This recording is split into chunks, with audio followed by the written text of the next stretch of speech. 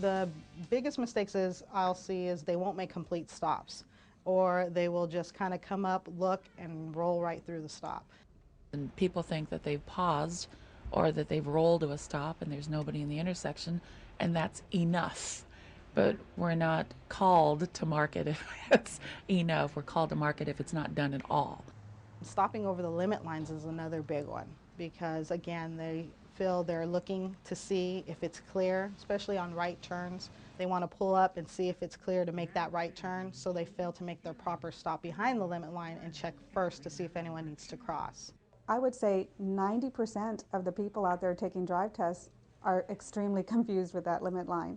And we want to get it out there that all they need to do is stop, look left and right for pedestrians. If there are none, creep up. If they cannot see traffic, creep up so that they can see traffic better.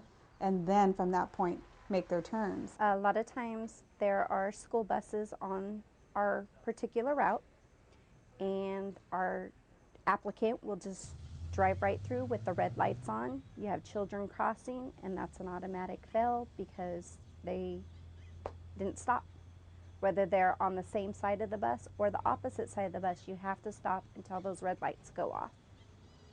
The most common reason in our drive test that causes a critical error on a drive test is usually the red arrow, making a right turn against a red right turn arrow on our specific route. And usually they do that safely. They will stop and they'll look, and it'll be done safely. However, it is illegal and it's not correct. You are to come to a complete stop and not attempt to move. You're supposed to hold your position until the light turns green.